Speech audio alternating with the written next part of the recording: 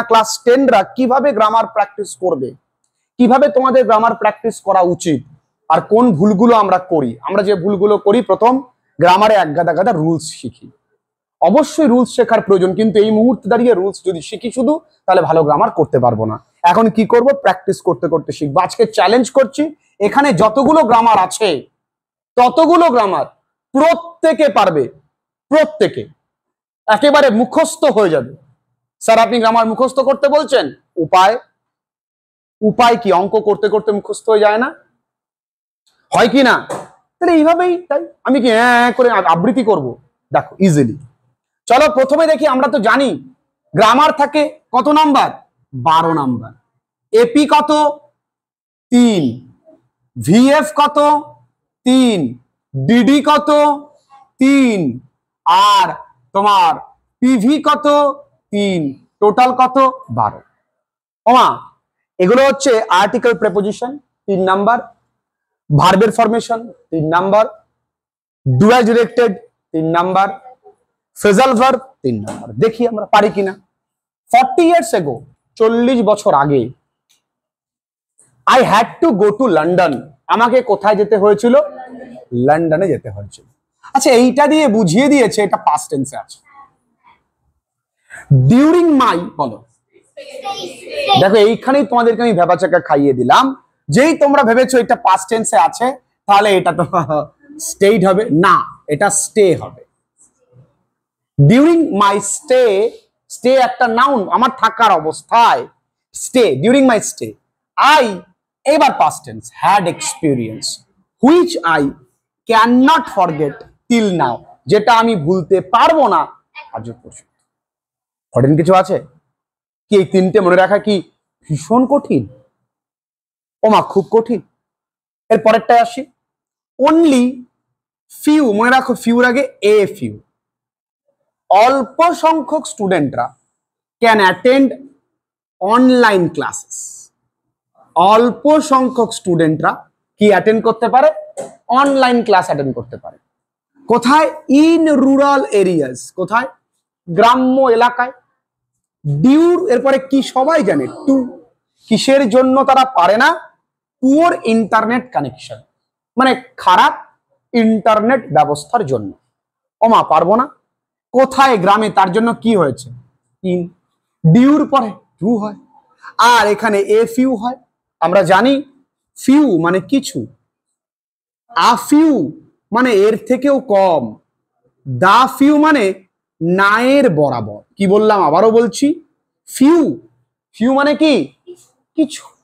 A few মানে অতি সামান্য, আর দা ফিউ মানে না এর বরাবর, মানে নেগেটিভ সেন্টেন্স। বুঝতে পেরেছি? পাটা ঠিক করে বসো। আমি এই তোমাদের নিয়ে 4 নাম্বার ব্যাচ পড়াচ্ছি, ঠিক করে বসো। তো এই হলো, তাহলে প্রথম দুটো সবাই বুঝতে পেরেছো? Yes or no loudly? না, বোঝনি, কিন্তু পারবে। সব বুঝতে হবে নাকি? দেখ, we must be careful to maintain distance in public. এই কেয়ারফুল এরটা কি করতে হবে বন্ধুরা? নাউন করতে হবে। দেখা যাক পারি কিনা আমরা। We must be careful to maintain distance in public. আচ্ছা দেখা যাক, we must maintain distances in public. Just আমাদের কাজ খুঁটে খাওয়া। পেয়েছি? উইথ, এই শব্দটাকে কি করতে হবে? নাউন লিখি, কেয়ার ফুল নেস। বলো কঠিন? তুমি কি করেছো? We must maintain distance in public with carefulness. কি কঠিন বলো? বুঝতে গেলেই ব্যায়াম তৈরি হবে। কি করে করলেন, কেন, আমি কি পারবো, আমার দ্বারা কি বাকিগুলো হবে, অত ভাবার সময় নেই। এটা বুঝতে পেরেছো? ব্যাস, আমরা এই ভাবনা থেকে বেরিয়ে আসলে সবাই পারবো। ইজি তো man. Next, the teacher said, boys, wear your mask in the class. তাহলে আমরা কি লিখতে পারি? the teacher ordered লিখতে পারি। আবার অনেকেই বলে স্যাররা নাকি শুধু অ্যাডভাইস করে। দ্য টিচার অর্ডার্ড বা অ্যাডভাইজড কাদেরকে? The boys. টু কিসের জন্য? ওয়্যার ইয়রটা কি? দেয়ার মাস্ক ইন দ্য ক্লাস। দাঁড়াও বাঙালি দাঁড়াও, কি করেছি? দ্য টিচার অর্ডার্ড, কার পরিবর্তে লিখেছি? অর্ডার্ড। কাকে অর্ডার করেছে? The boys. আমি দি লিখতেও পারি, নাও লিখতে পারি। The teacher ordered the boys লিখলে ভালো হয়, the boys to a war, এখানে লিখলাম কি? ওয়্যার। ইয়রটা কি? তাদের মাস্ক ইন দ্য ক্লাস। এবার একটু প্রশ্ন হতে পারে, এই বয়েজ কিন্তু শুধুমাত্র যে বয়েজ ছেলেদের বলেছে এরকম ব্যাপার নয়, আসলে তিনি বয়েজ বলে তাদেরকে আহ্বান করেছেন, অ্যাড্রেস করেছে। কাদেরকে অ্যাড্রেস করেছে? ছাত্রদেরকে। তাহলে আমি এইটাকে এইভাবেও করতে পারি, দ্য টিচার এরকম লিখতে পারি, অ্যাড্রেসিং দ্য স্টুডেন্টস। দেখো এটা কিন্তু কঠিন হয়ে যাবে, আজকে বয়েজ। দ্য টিচার, এবার আসো, the teacher ordered to war there, same জিনিস তুমি কিন্তু এইভাবেও বন্ধুরা করতে পারো। বারবার করে বলছি, মাধ্যমিকরা কিভাবে গ্রামার প্র্যাকটিস করবে, প্রত্যেক দিনের গ্রামার যেগুলো করানো হয়ে গেছে সেগুলো রিভিশন চলবে। এবার আসো, গ্রামারে 12তে 12 যেন কেউ আটকাতে না পারে। Our ancestral house was made in 19th century. Voice change. ও বন্ধু, এটা অলরেডি কি আছে? প্যাসিভে রয়েছে। কি করে বুঝলাম? সম্পিতা কি করে বুঝলো? ওয়াজ মেড আছে। ও বন্ধু, তাহলে আমাদের বাড়ি নিশ্চয়ই তারা বানিয়ে দিয়ে যাবে না, আমরাই বানাবো। তাহলে এখানে উই লিখতেই পারি। এবার ওয়াজ মেডটা একবারে কি হবে? মেড। আমরা বানিয়েছি, কি বানিয়েছি? Our ancestral house. অ্যানসেস্ট্রাল, আমাদের ancestral house in 19th century. ও বন্ধু, এটা বুঝেছি তো কেন এসছে, এটা কোথা থেকে এসছে বলো তো? এইটুকুনি, এইটা উপরেরটা বুঝতে পেরেছো, তার উপরেরটা এটাও পারবে, ভয় পেও না। হি সারান্ডার্ড। আচ্ছা বলো তো বন্ধুরা, স্যালেন্ডার না সারান্ডার? সারান্ডার, নট স্যালেন্ডার। ঠিক আছে, তাহলে হি সারান্ডার্ড, এই সারান্ডারের ফ্রেজাল ভার্ব কি হবে? তাহলে সারান্ডার্ড হবে গেভ ইন। তাহলে ফ্রেজাল ভার্ব তো বন্ধুরা মুখস্থ করতে হবে, এর কোনো বিকল্প কিছু নেই। The elephant is the biggest animal on the planet, on the land. তাহলে এটাকে বলে যদি সিডি করতে হয়, সিডি মানে কি? Comparative degree. আমি ডিগ্রি শিখিয়েছি, তারপরেও তোমরা অনেকে আছো পারো, অনেকে আছো পারো না। তার কারণটা কি? প্র্যাকটিসের অভাব, কিছুই না। দেখা যাক, আমরা লিখতে পারি এলিফ্যান্ট, দি এলিফ্যান্ট। কম্পারেটিভ আগে করি, আগে সিডি করি। The elephant is bigger than any other animal on the land. এবার যদি এখানে বললো এনি আদার না দিয়ে অল আদার দাও, যদি অল আদার লিখতে হয় তখন কিন্তু অল আদার অ্যানিমালস হয়ে যাবে।